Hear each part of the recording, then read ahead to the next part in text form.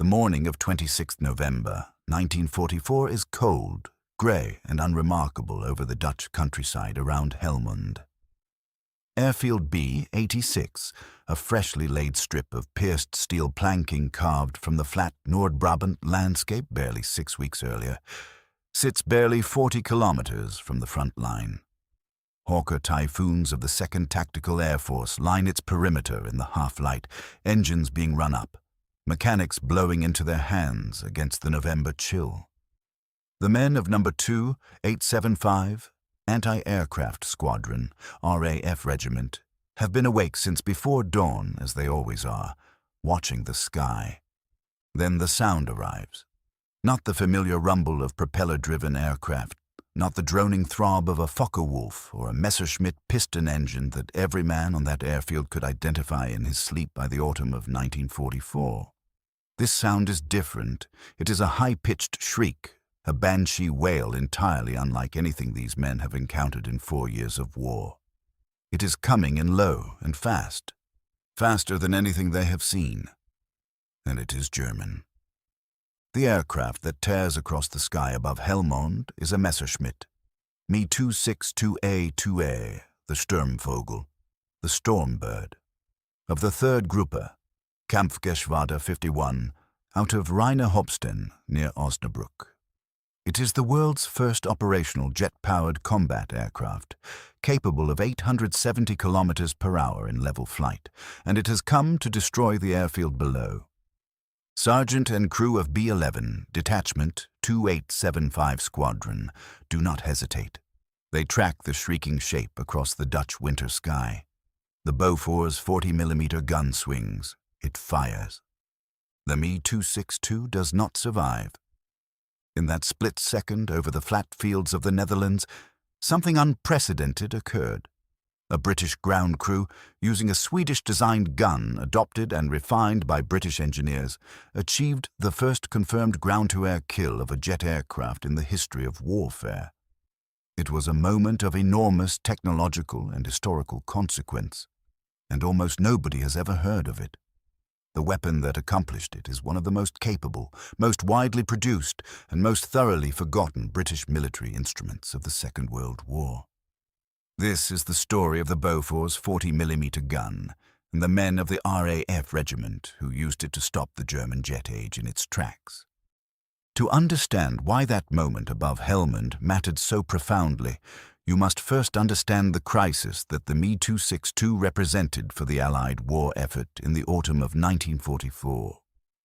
By the time the first operational Me-262 units began flying combat missions in the summer of 1944, the Allies had achieved something extraordinary, near total dominance of the skies over Western Europe. American P-51 Mustangs and P-47 Thunderbolts escorted vast bomber formations of hundreds of aircraft deep into German territory, and the Luftwaffe's conventional fighters, whatever their pilots' skill, were slowly being ground down by attrition and fuel shortages. The strategic bombing campaign was crippling German oil production. The fighter arm of the Luftwaffe was bleeding to death. In the summer of 1944, Allied planners had every reason to believe the air war was essentially won. Then the jets appeared. The Me-262 was not merely faster than any Allied aircraft.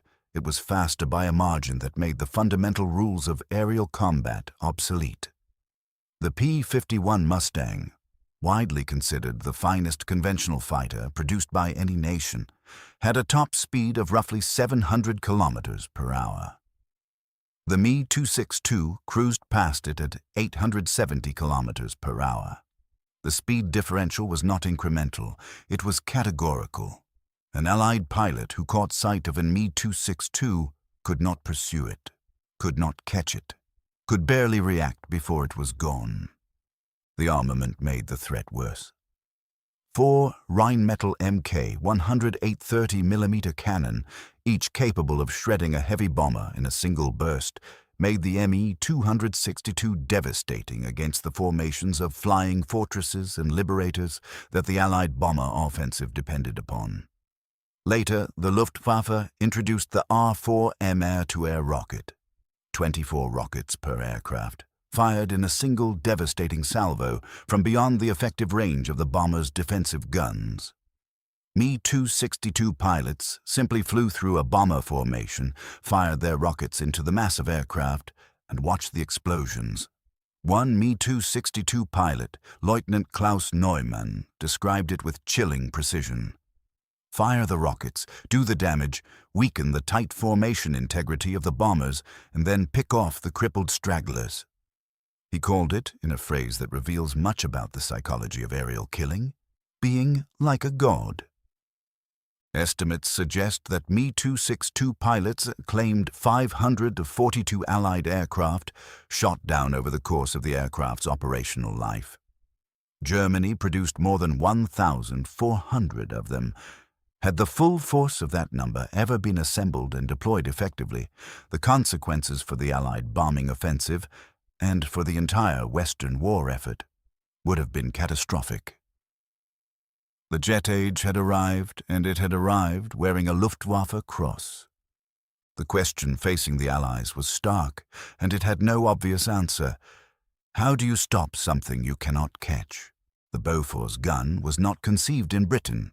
It was not even conceived during the war.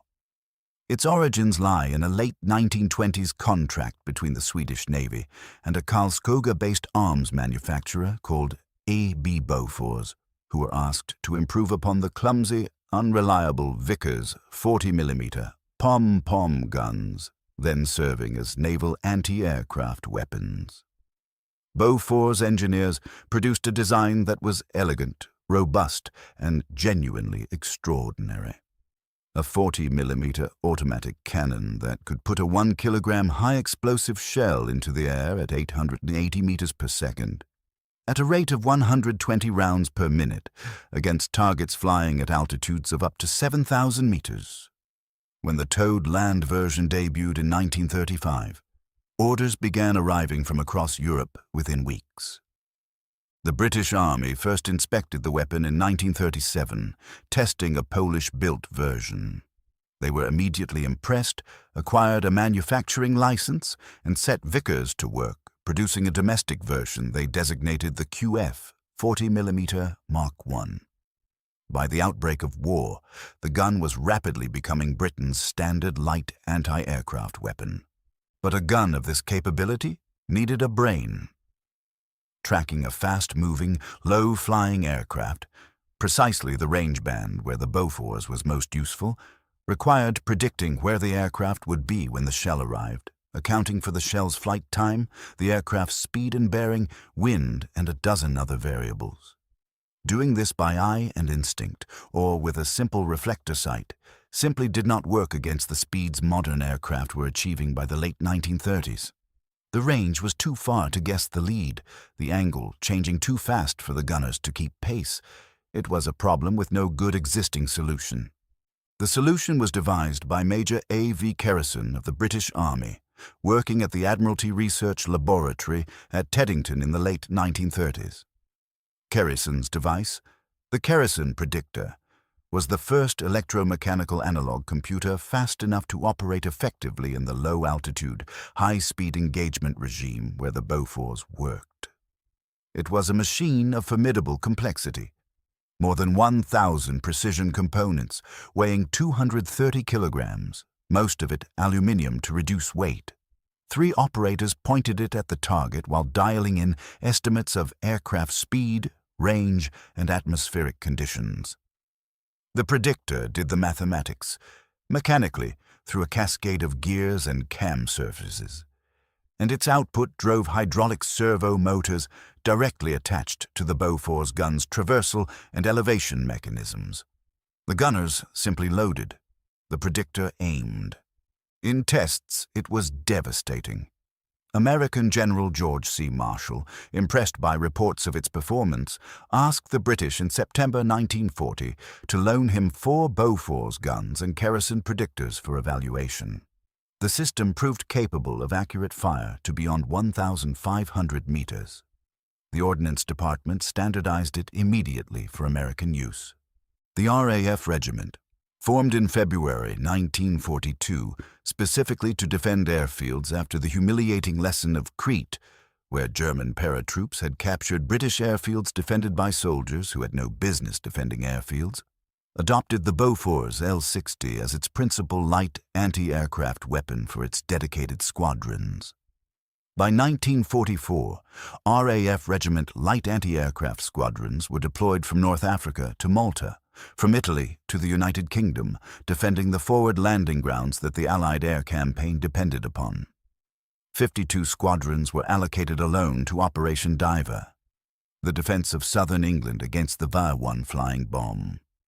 In the field, gunners had largely dispensed with the complex kerosene system and relied instead on the stiff key sight, a simpler trapeze arrangement devised at the Anti-Aircraft Gunnery School at Stiff Key on the Norfolk coast that provided lead correction through a third operator adjusting the sights manually.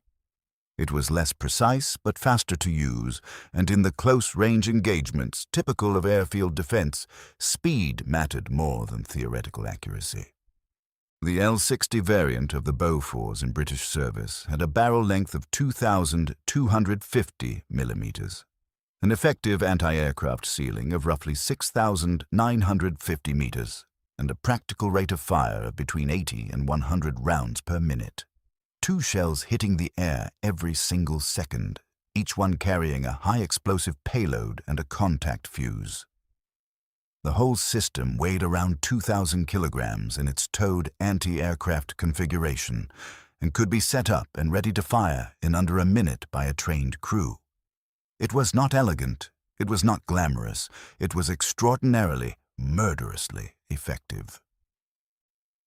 What made the B-11 detachment's kill at Helmand on 26 November 1944 remarkable was not merely that it happened. It was that the Me-262, for all its revolutionary performance, was not impossible to kill.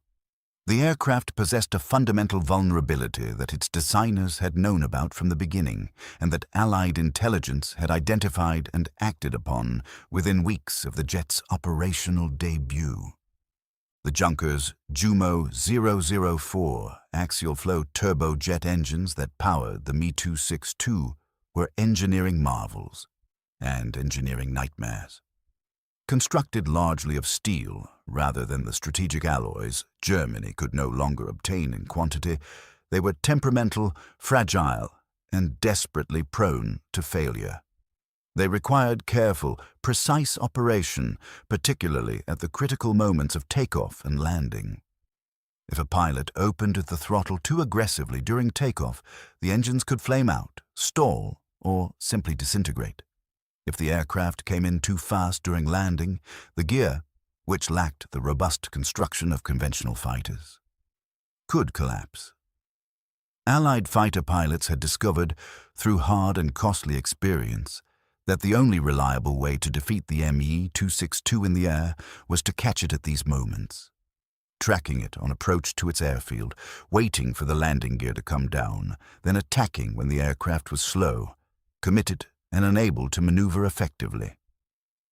American Ace Lieutenant Urban Drew shot down 2 Me-262s on 7th October 1944 in exactly this fashion, catching them during takeoff.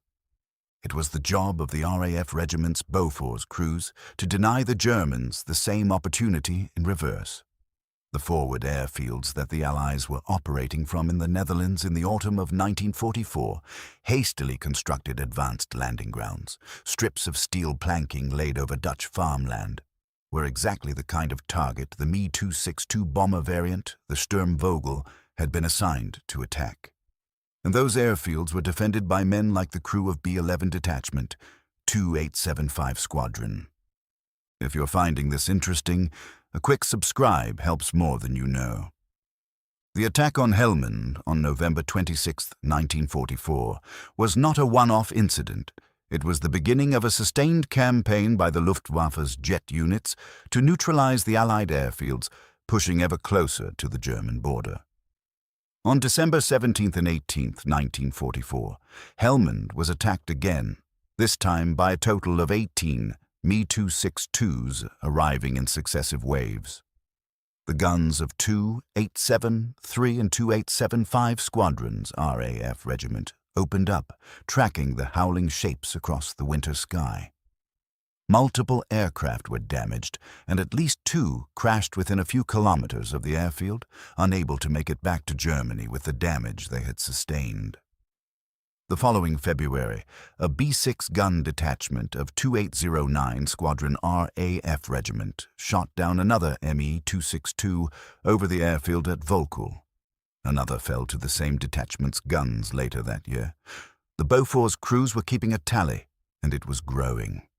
Records from this period are necessarily incomplete. The chaos of a rapidly advancing front, the destruction of German records in the final weeks of the war, and the simple fog of combat make precise attribution difficult in many cases. What the records do confirm is that the RAF Regiment's Bofors gun detachments were the single most effective ground-based anti-aircraft system that the Allies deployed against the Me-262 in the Western Theater.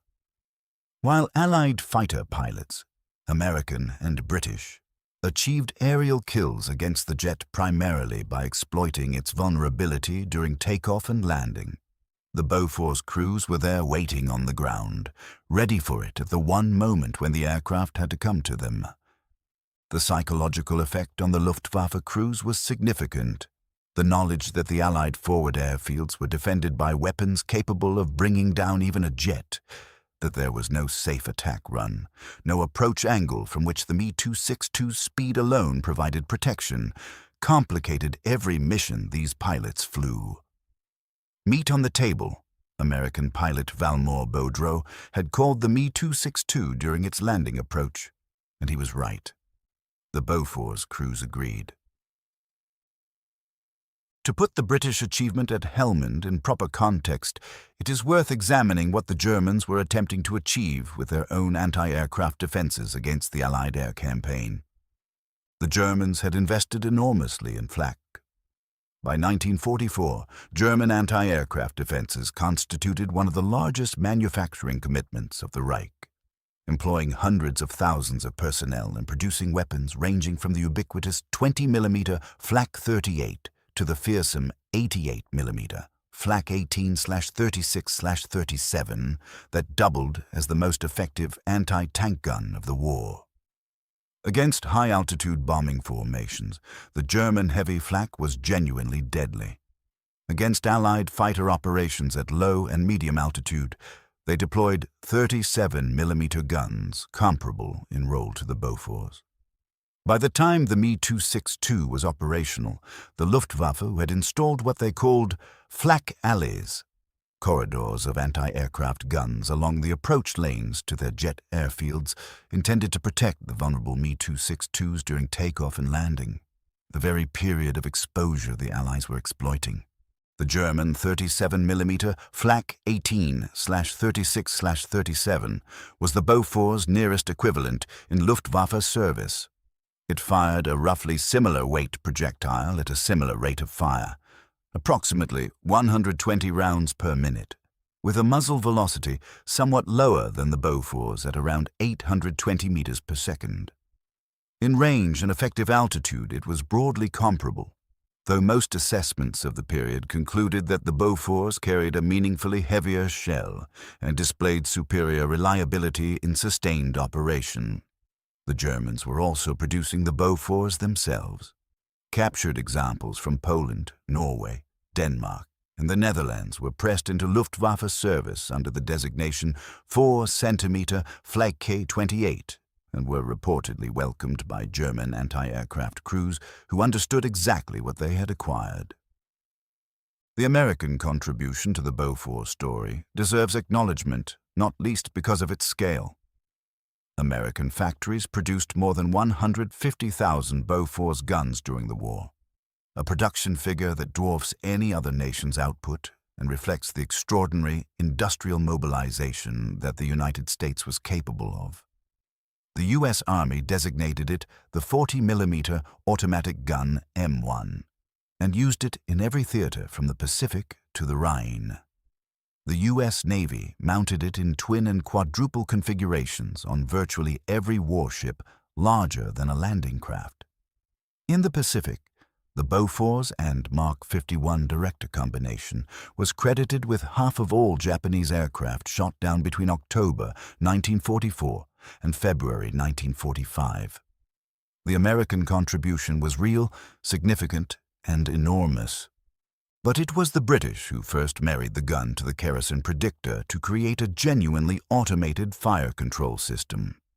It was the RAF Regiment who first organized dedicated airfield defense squadrons around the weapon. And it was two 875 Squadron's B-11 detachment, a handful of men on a Dutch airfield in November 1944, who first proved that the future of aerial warfare could be killed with a 40mm contact-fused shell before it ever got the chance to change the war. The historical debate about what the Me 262 might have achieved has occupied aviation historians for 8 decades. Had it entered service in large numbers a year earlier? As General Adolf Galland repeatedly argued, it could have, had the engine and airframe programs received proper priority from the beginning. The consequences for the Allied bombing campaign might have been severe. 1,000 Me 262s sweeping through Allied bomber formations in the summer of 1943, when Allied air superiority was far less established, is a scenario that strains the imagination. Galland himself said after the war that the jet might have been in action 1 year earlier, had the highest priority been attached to it right from the start. He did not need to explain what that would have meant. As it happened, of 1,433 Me 262Es delivered to the Luftwaffe, only approximately 300 ever flew combat missions. Never more than 50 or 60 were operational at any one time. The combination of Hitler's interference, engine production delays, Allied bombing of the Messerschmitt factories and the German oil infrastructure, pilot training failures, and the relentless attrition of forward airfields kept the jet threat contained below the threshold at which it could have reversed the air war's trajectory. The Bofors crews of the RAF Regiment were one component of that containment. A small component, certainly, but a historically unique one. The legacy of the Bofors 40mm gun extends far beyond the Netherlands in 1944. The gun served in Korea, Vietnam, the Falklands, and the Gulf. American AC-130 gunships still carry a version of the weapon. The Swedish manufacturer AB Bofors, eventually absorbed into BAE Systems, produced the gun from 1932 until the year 2000, a production run of 68 years that has few parallels in the history of military hardware.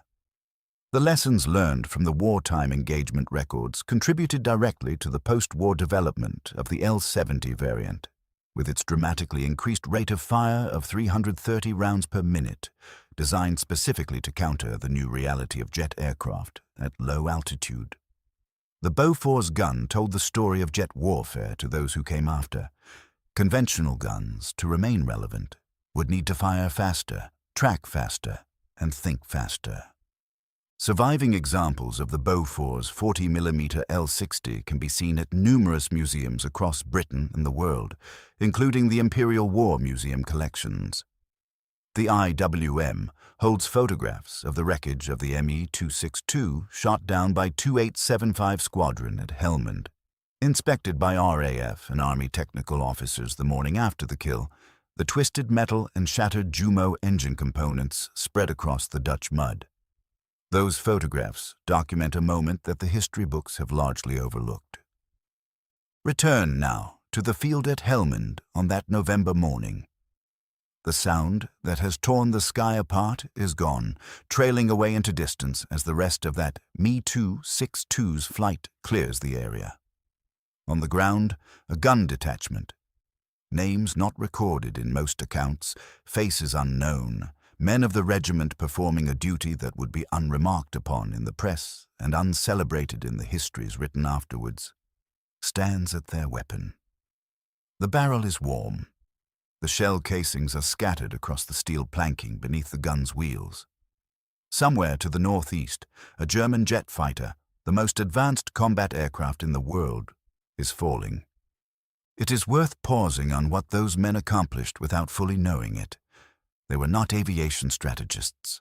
They were not engineers or scientists.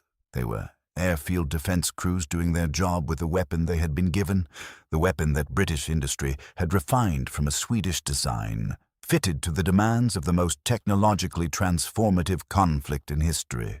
They were preventing a German jet from completing its mission. They were, in the most literal sense, defending the airfield. The fact that their target happened to be making aviation history was, to them, beside the point. And yet, the Me-262, for all its revolutionary engineering, for all the terror it represented to Allied air crews, for all the nightmares it inspired in Allied planning meetings, the Me-262 never flew in the numbers that could have changed the war. It never achieved the operational density that would have demanded a total reappraisal of Allied strategy. It remained, in General Galland's own words, a might-have-been. Many factors contributed to that outcome. Allied bombing campaigns, fuel shortages, Hitler's capricious interference, pilot training failures. But among those factors, unrecorded in the popular histories, is the relentless, unglamorous, utterly essential work of the light anti-aircraft crews who made every German airfield approach dangerous, every attack run costly, every landing a calculated risk that the German jet force could not afford to repeat at scale. Consider the arithmetic of it. More than 1,400 Me-262s were produced. Perhaps 300 flew combat missions. Never more than 50 to 60 were airworthy at any given moment. The gap between what was built and what was deployed is partly explained by logistics and fuel and trained pilots, but it is also partly explained by the accumulated effect of every damaged aircraft that limped away from a defended airfield, every pilot who reconsidered his attack run when the Bofors guns opened up, every mission that was curtailed or abandoned because the cost of pressing it home was simply too high. One gun. One morning. One moment over a Dutch airfield when a four-man crew tracked a shrieking shape across a grey November sky and put a 40mm shell through the world's first jet combat aircraft before it could do its job. That moment did not end the jet age. Nothing could have ended the jet age. But it announced, in the plainest possible terms, that the jet age would not have the sky to itself. The men of the RAF Regiment, armed with the Bofors gun, had made certain of that. The world's first operational jet fighter met Britain's finest anti-aircraft weapon, and the fighter blinked first. Script prepared for AI narration. British spelling throughout. Approximate word count, 3,350 words. If you liked my video, please share your opinion in the comments box and subscribe to the channel. Also, turn on the bell icon so that the latest videos like this keep reaching you. See you in the next video. Take care and goodbye.